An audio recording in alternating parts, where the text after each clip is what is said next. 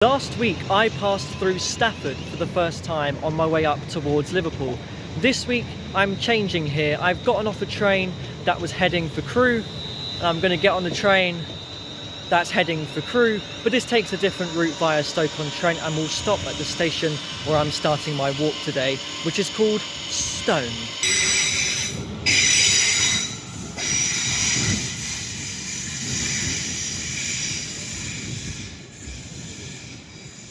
Stone's an interesting name for a station, isn't it? It opened as part of the North Staffordshire Railway in 1848, though the station actually came a year later. However, as part of upgrade works to the West Coast Main Line, this station actually closed in 2004, but eventually reopened in 2008, and I think this station building here, which is very nice, definitely dates from the original station and not a 2008 rebuild. There's a set of tracks to the side of the station where trains can run fast and direct up towards Stoke, not Stone. And if there were platforms here, and I think there has been at some point throughout Stone's history, I could have come directly here and not had to change at Stafford. I start today's walk by heading over the railway. The closure of Stone station is actually going to be quite relevant to today's walk, and after my adventures up in Liverpool and during the night time in Erith, I'm quite looking forward to just doing a nice simple walk today. And what better simple walk to do than along a canal towpath. And welcome to the Trent Mersey Canal. This kind of feels like an unofficial third part to my Liverpool adventures just because of the River Mersey reference. And it's this canal which we are going to be following all day today, starting at this lock.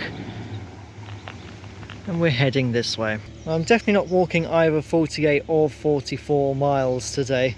I'm surprised on the other side of this little dock area that there's a couple of semaphore signals.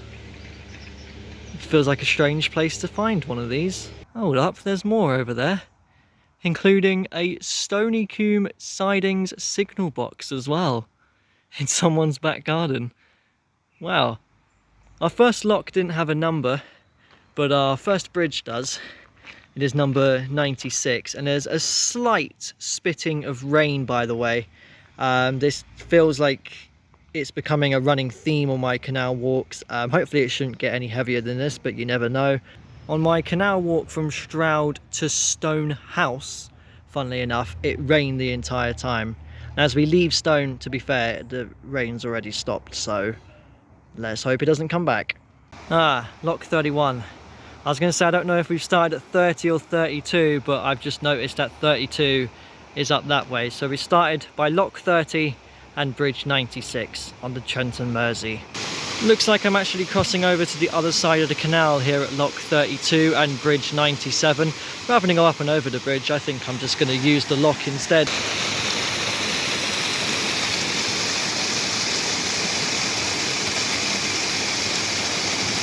Probably won't film every bridge and lock. We're at 33 here, but I'll keep track of the numbers so we know how many we've passed. I've noticed this down here, Stone Town information. What would be in there then? And don't say town information in the comments. I've just invited everyone to say that in the comments. Okay, I say I'm not filming every single one, but bridge 98, lock 34, and potentially crossover 2. There's a lot of statistics involved in canal walking. At least there is for me. Nope, no crossover. Just a really narrow bridge so the towpath doesn't go under it. Bridge 99. This feels like a quiet one. Rural stretch of the canal now that we've left the town of Stone. Oh, and 99A on the other side, which is not a passenger footbridge, seems to have an old sign for a lakeside tavern. I guess that's just an old pub that was around here at some point. And at bridge 100, landmark bridge, even though I've only crossed underneath 5, is where crossover 2 has taken place.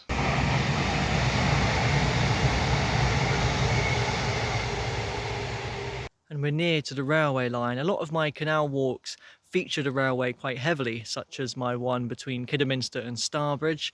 Kidderminster has a heritage railway station, and at Starbridge I caught the smallest train on the network.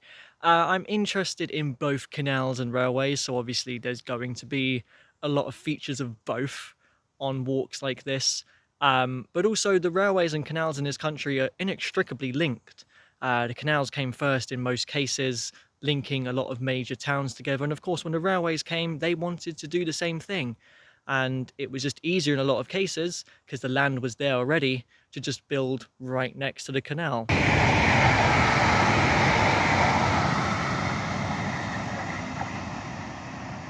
It's bridge 103, where I'm briefly going to be leaving the canal just as the sun has come out, because there's something over here beside the railway which I want to go and have a look at.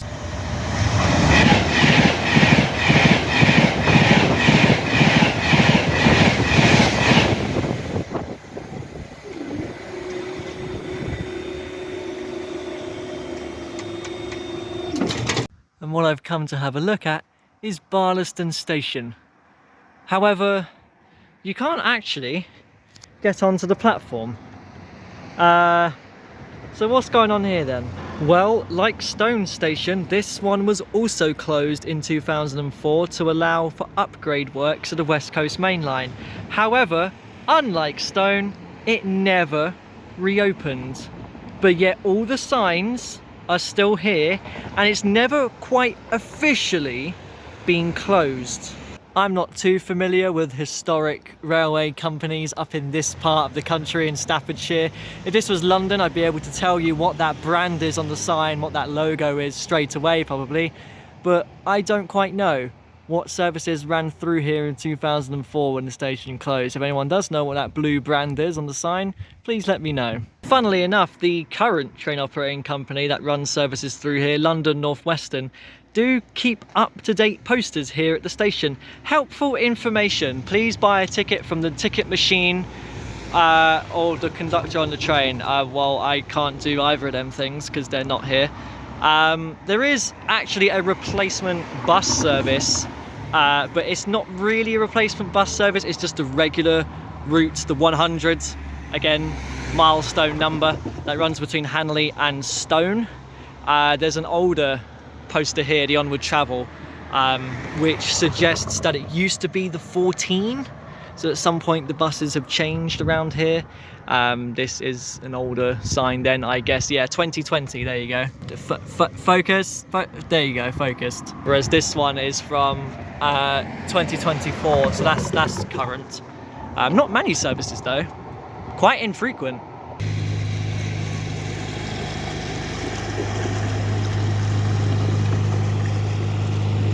And back on the Trent and Mersey Canal, if I walk a little ways up it, I will actually get to another disused station called Wedgwood.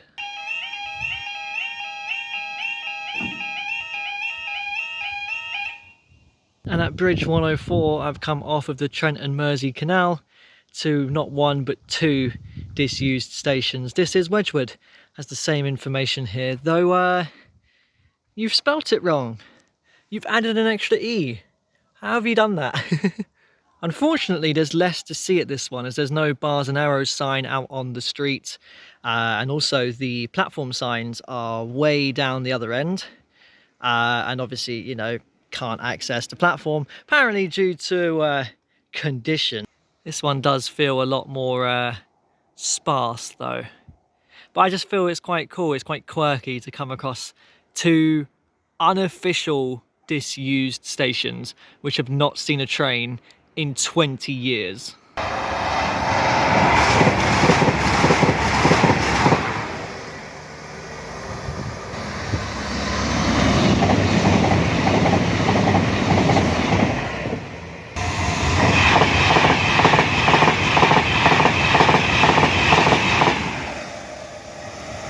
Those barriers stayed down for 3 trains to pass. That was a long time.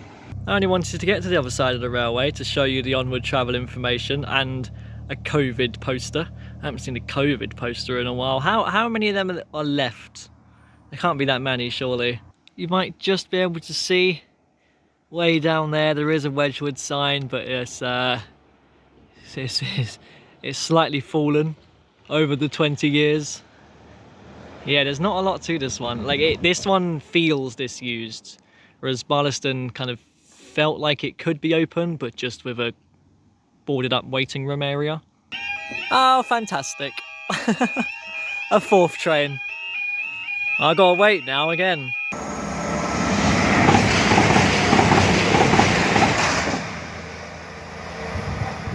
The question, of course, is will Wedgwood or Barlaston stations ever reopen?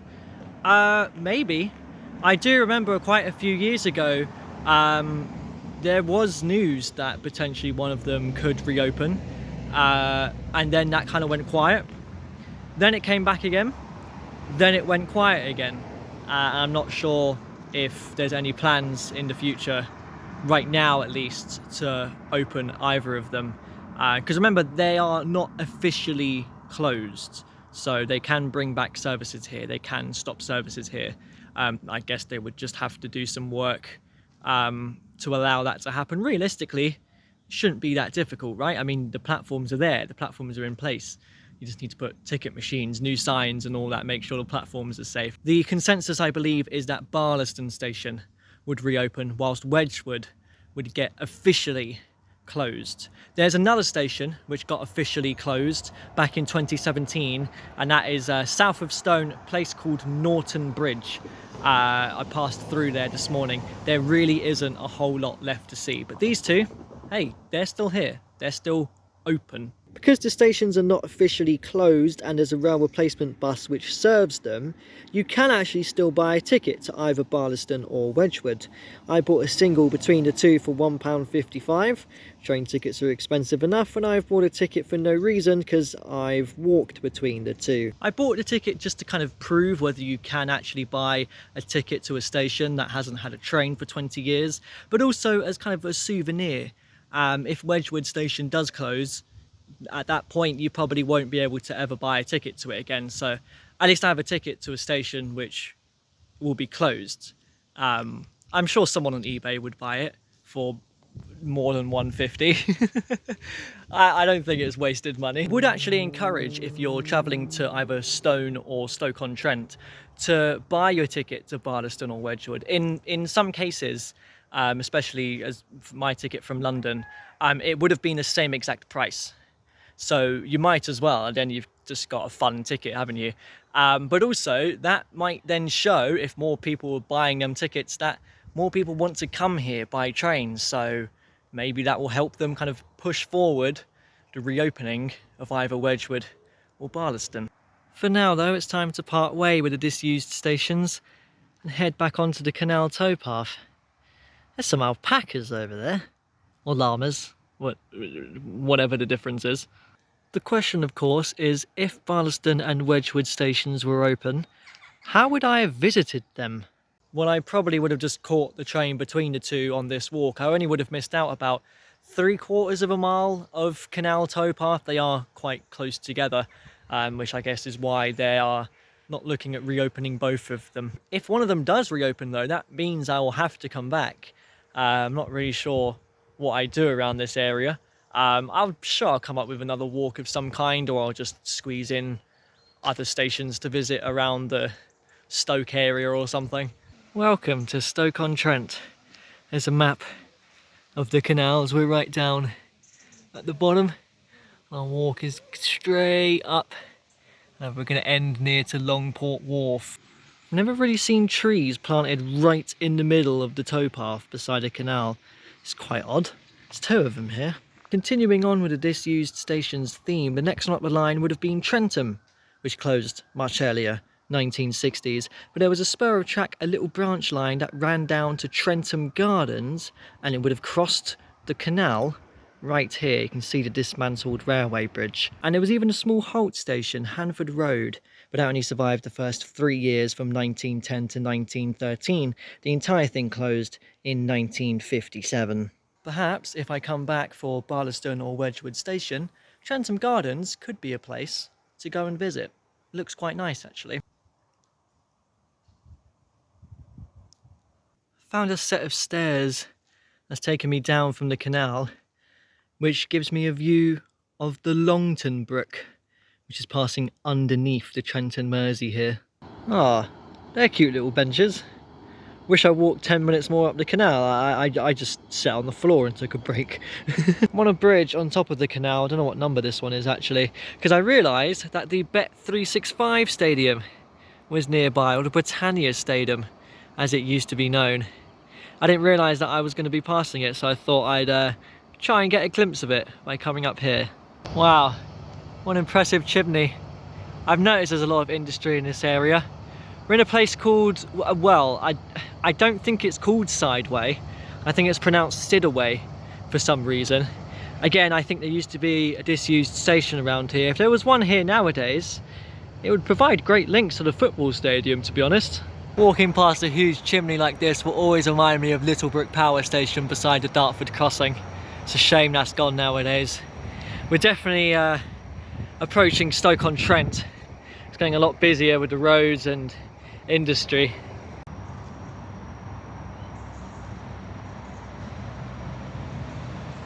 I've heard that there's a disused branch of the canal here that comes off of the Trent and Mersey known as the Newcastle-under-Lyme Canal, and considering I'm going over a bridge where there is nothing on the other side, I'm thinking this could be the route of that old canal. When in Stoke-on-Trent, why not get a shot of the actual River Trent? There it is down there. It only just occurred to me, because I saw Trentham on the map back there, that it's the river's fault for giving Trentham that name.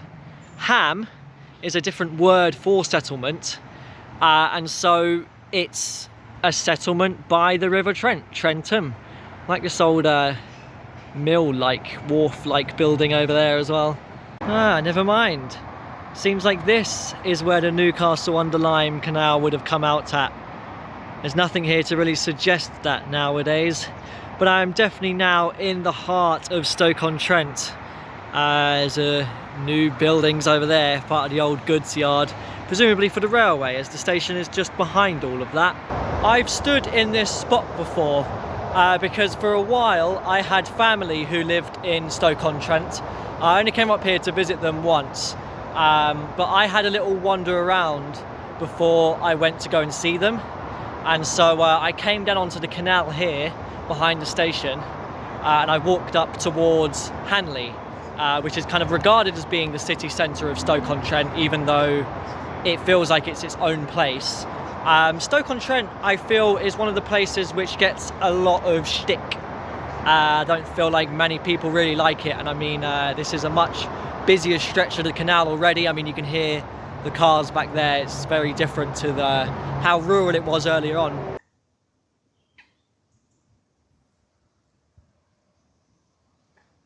But I feel like it gets compared to places like Slough or Luton, which just are kind of quite crappy places to go and visit. At least here though, you actually got the canal. Up in Hanley, where I went to, the park was good. I liked the park. But the town centre was awful. It definitely left a lot to be desired, and I was quite surprised with how many abandoned buildings there were and just how easy some of them were to actually access, as there was not really any security or anything to try and stop you. So yeah, Hanley, not that nice, not that good. It's quite odd being back here in Stoke-on-Trent. I don't think any of this was here 4 years ago, or if it was under construction, I think. Can you hear a train back there? It's not going over this bridge because this is a disused railway one. This, I don't think, is the old branch line towards Newcastle under Lyme. I kept saying upon Lyme earlier. I think this was just like a little freight siding, but there definitely was a branch towards Newcastle.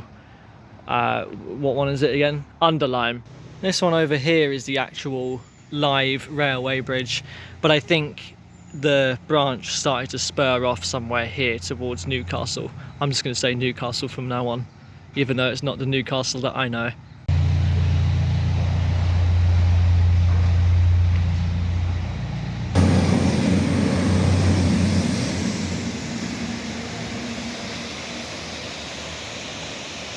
That's a train I wasn't expecting to see up in Stoke-on-Trent. It's a South Western Railway one. This might be where they're refurbishing these trains then, because I know that's happening at the moment. I haven't seen one yet. Seems to be a bunch of old bits and bobs over there. Old carriages and whatnot. I see a small red one. I'm thinking that might be an old tube train. It'd be cool if it was, but I can't get a better shot of it. Stoke-on-Trent feels like one of them northern places which have a lot of nods to times gone by, like the Industrial Revolution. I like that it's still just here, tucked in a random little estate. Seen a lot of relics like this from the Industrial Revolution days. Stoke-on-Trent still is quite an industrious area, as we saw earlier. Made it into Etruria, I believe is how you say it. Well, there's actually an industrial museum here that tower is connected to. See a sun over there for boiler room. That's quite cool. This is also the point where the Caldon Canal splits from the Trent and Mersey. So I think this is the point that I came up to before, and I used the Caldon Canal to get myself towards Hanley. Because I do, like, slightly remember this area. Etruria, by the way, disused station. I mean, are you surprised at this point? It closed roughly the same time as Ballaston and Wedgwood in 2005 as part of that same upgrade works. But yeah, that one never reopened. I think that closed straight away. I took a moment to take it all in, and now I actually do remember it quite well, actually. I'm just kind of surprised that I came this far up before I went towards Hanley. I didn't think I came this far away from Stoke. I just passed by this as I was looking at the map on my phone, and I saw that this was labelled as Josiah Wedgwood's first bottle kiln. So now I'm thinking to myself, Wedgwood, where we were earlier, was named after him. There was a Wedgwood estate there, probably his. There's also a Bet365 building over there as well. Coming at you with even more railway history, just above Festival Park Marina here, there used to be another railway line that actually ran in towards Hanley, but this closed back in the 1960s. And this is where we're doing our third crossover of the day. This does actually look like that is the foundation of the old railway bridge. I mentioned earlier how Hanley is the city centre of Stoke, and the station is not best suited for it, so it's a shame that Hanley doesn't have a station to call its own, but the one that it did have, I think, was on a really tight curve, so it wouldn't have been that accessibly friendly anyways. There's some rabbits over there. That's a surprise. Wouldn't have expected to see them by like a huge building like this, but I guess there's no one here. And it hasn't been that long, and I'm crossing over again for the fourth time. I was wondering what that noise was, and it turns out they're water slides. That's fun. I now want to go to a water park. Seems like we're back to more quiet stretches of the canal. Come across another old railway bridge as well. Single track one. Don't think they ever carried any passenger trains though. Wow, the canal's getting so wide here now, and it's just a desolate wasteland of nothing on the other side. I mean, there's this huge building though at the same time. Aha, another old canal branch. The Burslem branch. Seems like there's a whole port area here as well.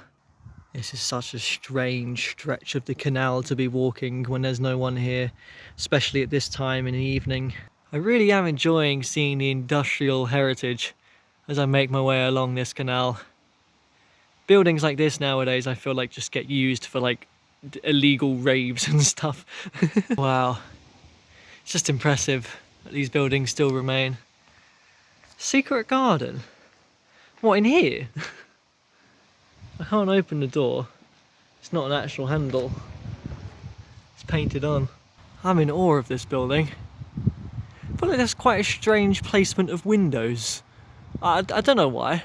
Down from them abandoned warehouses or whatever they are, you have Middleport pottery, which is still very much in use as this is a tourist attraction, much like Etruria, where we were earlier. I love the sign, I love the chimney. This is great. If anything, it's actually better that I've come on a really cloudy day, because I think it just adds to the mood of the industrialness of the canal. This is great. Think if I didn't come at this time during the evening when this is closed, how busy it would have been over on that side and how loud. Again, I think I've chosen the best time to come through here because this is just a different experience. And I guess this is it for me and my walk today. We end at bridge 126. We started with 96, didn't we? So that's 31 bridges, though some of them have a suffix of they have an A at the end if they're more of a new built bridge. So I have been under more than 31. 4 crossovers, and I don't know when the last lock was. It was ages ago, so I don't remember the number. I think it was 37. There might have been more, so probably about 8 locks as well. But this is it. Trent Mersey Canal. You've been fantastic. I've made it to Longport station. That's an extraordinarily wide sign at the entrance. I like that the station signs here showcase that you can alight for Middleport pottery. Want some more railway history to finish it off? Might as well, right? This station opened as Burslem, actually, but on that loop line towards Hanley, another Burslem station opened, and so when that happened, this was renamed to Longport. It is actually the least used station in Staffordshire. We went to the least used in South Yorkshire recently, which was Darnall, and now we've done another one. Despite it being least used though, there's a lot of services which come through here, quite varied. It's an East Midlands station, even though predominantly it's LNWR, or West Midlands, I guess, as it shows on the timetable, services which stop here. I think there's a couple of rare northern services as well, but they're not shown on the timetable. Maybe they don't do it anymore. And I was actually in time to make one of the rare East Midlands services, even though it wasn't going the way I needed to go. I realised that I could have caught it one stop to Stoke-on-Trent and then just changed there and waited for the same LNWR train from here, but it was cancelled. So I guess I'm just gonna hang out here at Longport until my train comes through. But what a fantastic walk that was. I thoroughly enjoyed my walk along the Trent and Mersey Canal. I don't know if I'll do any more in the future because it's quite a far away canal for me to get to. But that is a solid first entry. I'm glad that I got to see the disused stations of Barlaston and Wedgwood, and a lot of industrial history as well. So thank you for coming along with me. Please subscribe so you don't miss future adventures. Welcome aboard this London North Western Railway service to Stafford only. And I'm back at Stafford where everything began. My train is going to be the exact same train I caught last week from Liverpool, but actually it was from Crewe, but this time it's just from Stafford. Because I have an LNWR ticket, I can't catch this train pulling in now, the Avanti train, as they're more expensive. My ticket states this as well, and I just realised that if I did catch the East Midlands train one stop to Stoke-on-Trent, technically that's actually going against the rules of my ticket. Would I have been allowed? I guess we'll never know.